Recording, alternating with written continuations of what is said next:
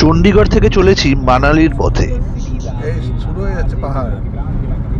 পাহাড়ের মধ্যে দিয়ে ছুটে চলেছে অপূর্ব সুন্দর চওড়া রাস্তা। সামনের গেট পার করলেই ঢুকে পড়বো হিমাচল প্রদেশ। ये सिर्फ हिमाचल का है जी, टूरिस्ट का। हाँ, ये सिर्फ हिमाचल ने टूरिस्ट के लिए लगा रखा है और किसी ना, हम लोग तो कहीं किसी भी स्टेट घुसते हैं तो नहीं, पंजाब में हरियाणा में जाओ कहीं भी तो नहीं। ড্রাইভার জানালো যেদিক থেকেই হিমাচল ঢুকুন আপনাকে এন্ট্রি ফি দিতে হবে। কিছুটা এগোতেই চোখে পড়লো পাহাড়ের বুক চিরে এক বিশাল টানেল। मनाली तक तो टनल ही टनल है। टनल है, ये टनल का नाम क्या है? नंबर 1, एक नंबर आएगा। ये रास्ता पहले थोड़ी था, ये नीचे से हुआ करता था। अच्छा, इस पहाड़ के अंदर से निकाल दिया, उसीलिए इतना समय कम किया। काम पहले तो 12 घंटे लगता था, अभी तो 5-6 घंटा लग रहा है इसी के लिए ना। देखो पहाड़े थोड़ा देखी टानेल करेছে, इसके ऊपर पूरा पहाड़ है। हाँ, हम तो देख रहे थे। আগে পাহাড়ের পাশ দিয়ে চণ্ডীগড় থেকে মানালি যেতে সময় লাগতো 10 থেকে 12 ঘন্টা। এখন পাহাড়ের বুক চিরে টানেলের মধ্যে দিয়ে মানালি পৌঁছাতে সময় লাগে 6 ঘন্টা। इस टनल का कुछ नाम है? एक नंबर टनल। एक नंबर टनल। टनल का नाम ऐसा ना जी, ना जैसे उधर 12-13 टनल है। अच्छा, ये मेन नहीं है, ये तो ऐसे छोटी छोटी है। मेन टनल जो और बड़ा है, नाम है वो रोहतांग जाएंगे अटल टनल आता है। ড্রাইভার জানালো এই টানেলের নাম 1 নম্বর টানেল।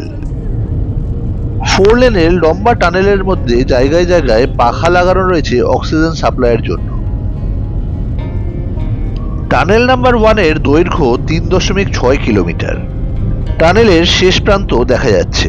ও পূর্ণ দিকে চলে এলাম, দেখো।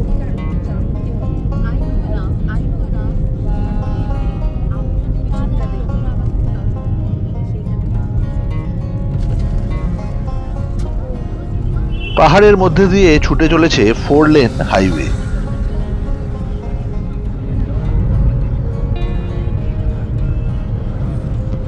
সামনে দেখা যাচ্ছে টানেল নাম্বার 2। টানেল নাম্বার 2, এটার নাম ন্যাশনাল হাইওয়ে। আচ্ছা, একটা পাহাড় কেটে কেটে বার করে দিয়েছে। তাহলে সময় বাঁচবে না কেন? বলতো না আগে 12 ঘন্টা লাগতো। সেই যে মানালি যেতে লোকে 10 ঘন্টা 12 ঘন্টা লাগতো, 6 ঘন্টায় মানালি চলে যাচ্ছে। টানেল নাম্বার 2 এর দৈর্ঘ্য 494 মিটার। আবার ওই দিকটা খুলে দাও, আরেকটা জায়গায় চলে যাবে, আবার একটা ঢুকে যাবে।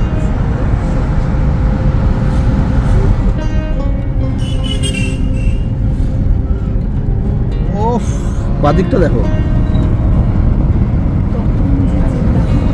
পূর্বে ল্যান্ডস্লাইড এবং পাথর নেমে আসার জন্য মাঝে মধ্যেই রাস্তা বন্ধ হয়ে যেত। বর্ষায় বিয়াস নদীর জল বাড়ার জন্য রাস্তা অনেক সময় বন্ধ থাকতো। বিয়াস নদী, ও বাবা।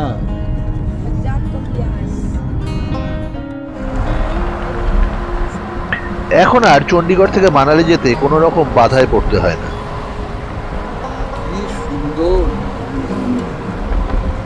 বিয়াস নদীর অপর প্রান্তে সূর্যাস্তের আকাশ রঙিন হয়ে উঠেছে। পথে গাড়িতে তেল ভরার জন্য নেওয়া হলো ক্ষণিকের বিরতি। এই হাইওয়ে পথে আমরা পার করছি খুব সুন্দর সুন্দর ব্রিজ। আরো একটা নদী পার করে এগিয়ে চলেছি। পৌঁছে গেলাম টানেল নাম্বার 3 এর সামনে। এটা টানেল নাম্বার 3। আলোয় ঝলমল করছে টানেল। দুরন্ত গতিতে ছুটে চলেছে গাড়ি। টানেল নাম্বার 3 এর দৈর্ঘ্য 554 মিটার।